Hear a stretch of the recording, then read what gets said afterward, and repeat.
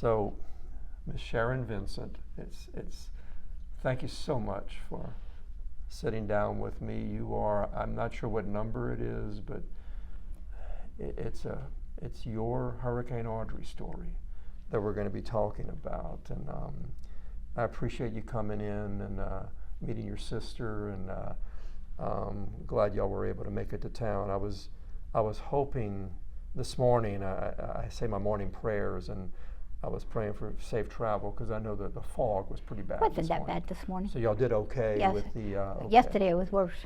Yeah, yes, it was. Yes. Yes, sir. But I'm glad y'all made it here and get some good, hopefully some help for your eyes and stuff like that. But so I'm here. I'm a lifelong learner, and I would love to learn about your experience. We're documenting people's experiences so that for generations to come, people can watch this or listen to it and know that this is how it was. Yes, on sir. June 27th, 1957, Hurricane Audrey, one of the most devastating hurricanes in American history. We're going to talk about, your Hurricane Audrey experience. What do you remember in terms of, I know you were 7 years old at the time. What do you remember about preparing for it? What were your parents or whoever you were with? We got up early that morning. Okay. We were going to try to leave because it sounded like it was supposed to hit that afternoon. Yes. But the wind had picked up so hard. And Daddy went to try to start his truck. His truck wouldn't start. Oh, goodness. He went in the garage because back then they had the garages so small you just had room to get your car in. Yes. And he couldn't start. The car had a flat tire, and he couldn't change the flat because he couldn't open the door on the garage door because the wind was blowing too hard to back the car out with the flat. So we were stuck. So he come back in the house and he started putting furniture on top of furniture and top of furniture, and then we could see the water coming through the marsh in the front. And every so time you could see the water rising. Every time it made a wave, the wave got higher.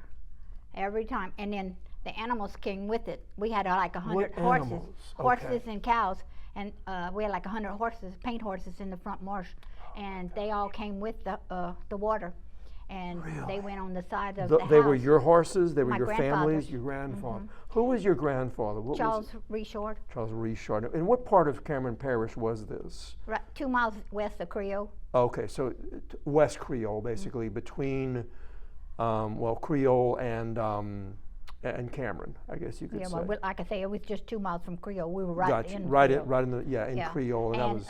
I mean, he raised those things, and we raised cattle, and when it came across the road, the cows came with it, but they went around the house, but the water started seeping through the oak floor. Yes. And our house lifted up, and it hit the trees in the backyard. And when it did that, we heard a knock on the back door. It was my two uncles. They came to get us out of the house. Wait, the house was floating. It was up against trees, and two people came in. Yeah, they were all. They were at my grandmother's, and they all went in the loft at the barn. Yeah. And so they come to get us and bring us to the barn. They had to swim, I guess, or something. Well, they were very tall. Okay. They were 6 foot people. Okay. And, all right. One of them took me, and one took my mom, and the other one, Daddy took my little sister, I believe. Okay. Or one of them took. I don't remember who. You were with your uncle, though. Yeah. Okay. And we went to the barn, and when we got there, they put us in a boat. My uncle had a 16-foot ski boat. Wow. Okay. So the kids were in the boat. The other kids were already in the boat. Yes. And because I had 3 cousins that were there, and we were. Why were they there? Because they come from the house, and my grandma made them get in the barn. Got you. Okay. So that because they had rowed to the front to the beach to see the water, and they knew it was coming. No, exactly. And so they all got in the barn, and when we got in the boat, and my daddy and mama crawled upstairs, my grandmother hollered, "Kids, don't move!" And we all just froze. They had a water moccasin on a piece of tin that floated by the boat. It was scared of us like we were. Of course, yes. And it didn't do nothing. It just floated by. Wow. So right after that, the barn cracked, and my grandma said, "We better get out of here." Yes. So everybody got in the boat. We had 10 people inside the boat and 3 people outside. In a 16-foot boat, 10 people. A ski boat, yeah. Okay. And we drifted off to the back of the pasture. Okay. They had a big old oak tree. So they tied us to the oak tree. Wow. But one of my uncles stayed in the tree, and he had the rope tied with the boat. Yes. And my daddy was on one side, my other uncle was on the other side, so nothing would hit the boat. And Boy, that's teamwork. That's Yeah. good. That's good. and so we stayed there, and I mean, everybody was seasick, you know, but Yes. and my poor daddy, they had black turtles flying by, you know, and he said, if I only had a sack, he would catch the turtles. Yes. But, Turtle soup, man. Yeah. Yes, definitely. But, you know, it just so happened nothing happened to the boat. Okay. And then after the storm passed, Okay. we stayed there, and then the water, you know, went down. My grandfather was a bus driver. My dad could see the boat. School bus the driver? school boat. I mean the school bus. Okay. So we went. I mean, he swam. He told him. He said, "I'll be right back." So he swam over there to the school. Your bus. dad did? Yes. Okay. And after he got there, well, the water had went down enough to where we could get on top of the seats if we put like something. So they found some plywood, so they put plywood on top of the seats of the school bus, and that's Yes. where we spent the night. How you don't know where they got the plywood? Was it just My guess out of floating my around maybe or You know, something? somewhere. I But don't. they found plywood they put on top of the seat, and that's where y'all spent the night of June 27th. And they stayed up all night watching the water to make sure it course. didn't come up, and they had Yes. the boat tied to the school bus. Oh, And then my dad and them, and my uncles, all 3 of them swam to, no, 2 of them. They swam out there. My grandpa and my grandma and my great grandmother, my uncle and aunt and her 2 kids, and then us 2 kids, and mom and daddy. We were all there because Okay. they had 10 people in the boat and 3 people out.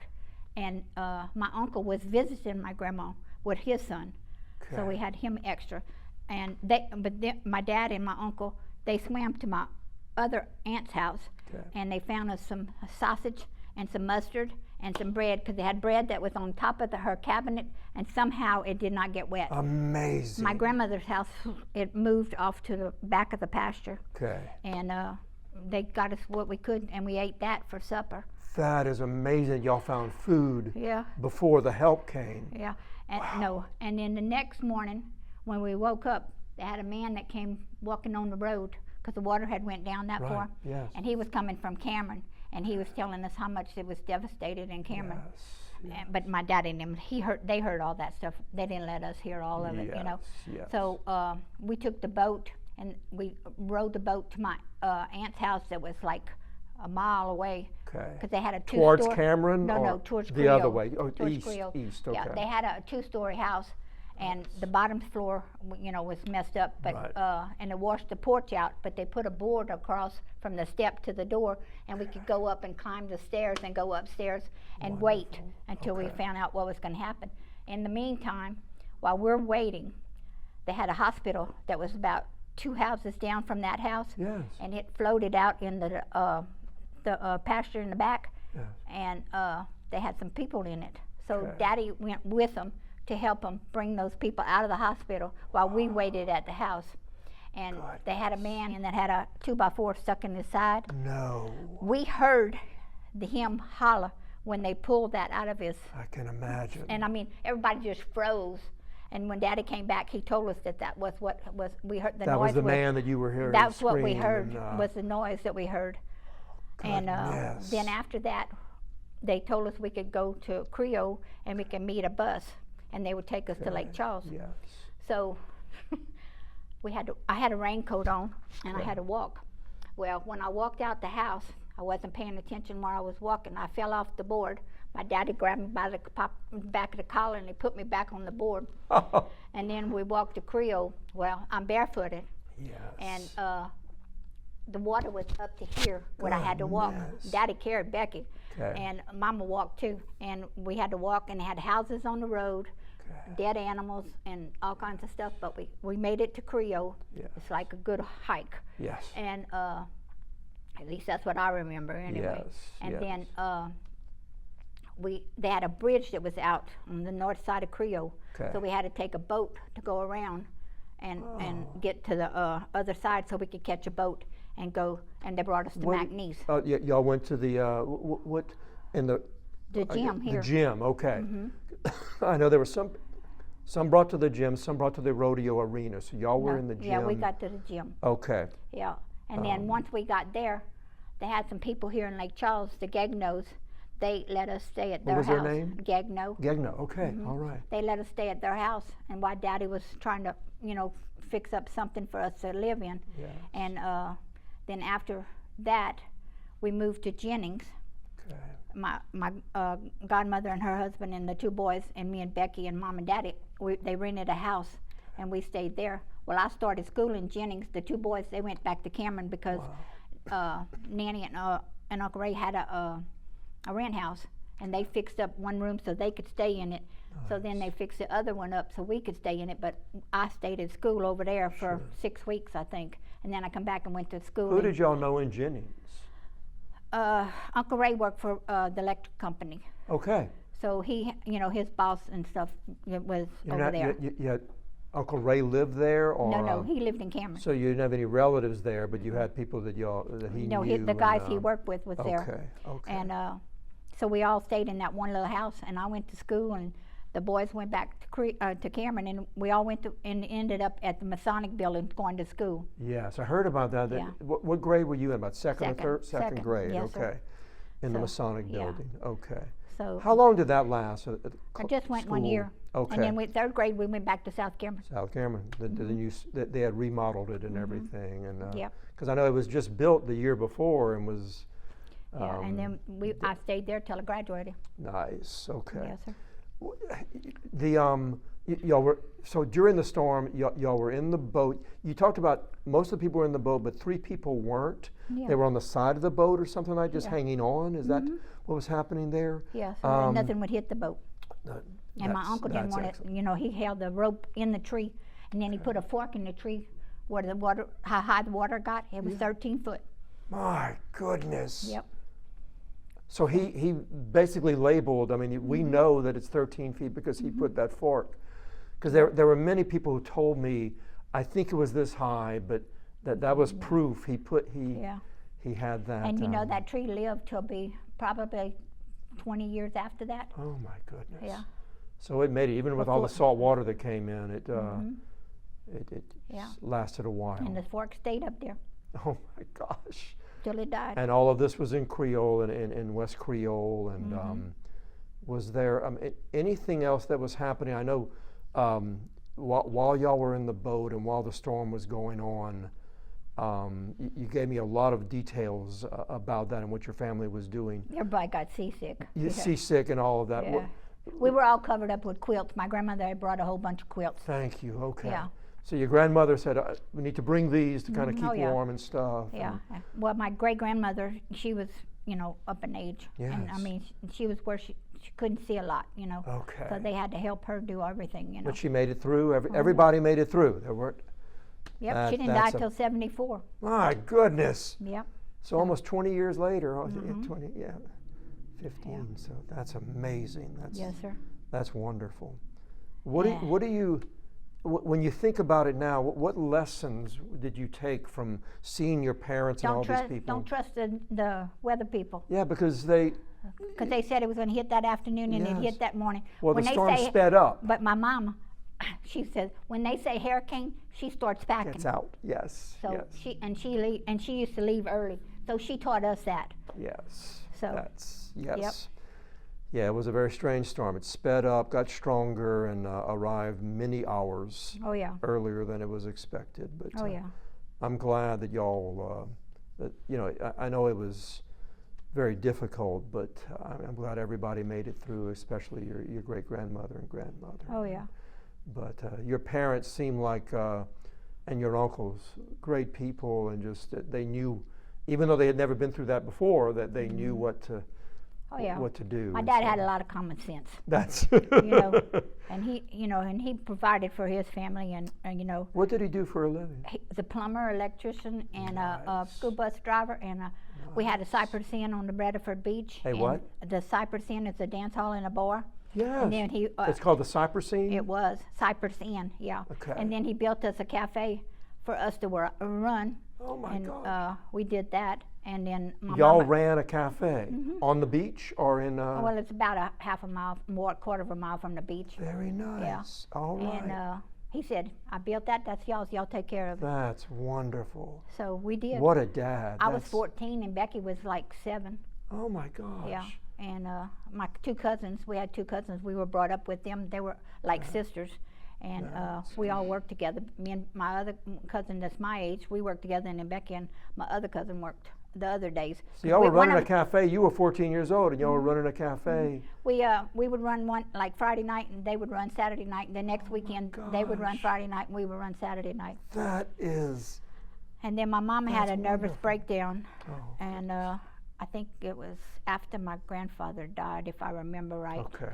And my daddy leased it after that. But then he built a bar in Creole. Okay. And we What was the had name that. of the bar? Fredman's. Okay. I hadn't heard about that. Yeah. Okay. Was it by the T, the Creole, right around Right there? by the mobile station. Okay. Okay. Yeah. I know that was a Carter's car dealership, and then Yeah, that was across the road. Okay, On all this right. side's our land. okay. Yeah. Because in fact, one of the people who went to the memorial gym, the gym after the storm, was somebody who was on the roof of Dr. Carter's medical clinic. I don't know if you heard about that story. No, but I mean, but there were a lot I of know people. where it was. Okay. Yes, you know what? Yeah. Yeah. yeah. But and you talked about your 2 uncles. What were their names? Curtis Reshord and Okay. Ray Terrio. Okay, I've heard those names. Well, There's Charles someone- Glenn is you're supposed to talk to Charles, and that's his daddy. Charles who? Charles Glenn Terrio. Yes. Okay. His daddy is Ray Terrio. There we go. Okay. I will And Charles was with learn us. more about them. Yeah. Okay. Charles was with y'all. Mhm. He was your cousin. Is it- Okay. Yeah, we're first cousins. Wonderful. Yeah. Wonderful. Our mamas were twin sisters. Oh my gosh. Yeah. That's excellent. Yeah. Well, thank you for this. So the lesson you learn is get out and yeah. if there's a hurricane coming, evacuate. Be prepared. Yep. That's quite good advice, I think. Yes. Oh yes. Thank you so much for this. I hope and, nobody ever has to go through that again. Exactly. That's our prayer, that no one has to experience something like we that. lost our neighbors next door. They had went to East Creole to go meet his parents, and they all drowned Oh goodness. in East Creole. Lots of houses, lots of people. Just. The Well, we houses lost didn't our hold house. Whenever after we got out of our house, then it cracked and it went in the back pasture. Goodness. But all we found was the roof of the garage.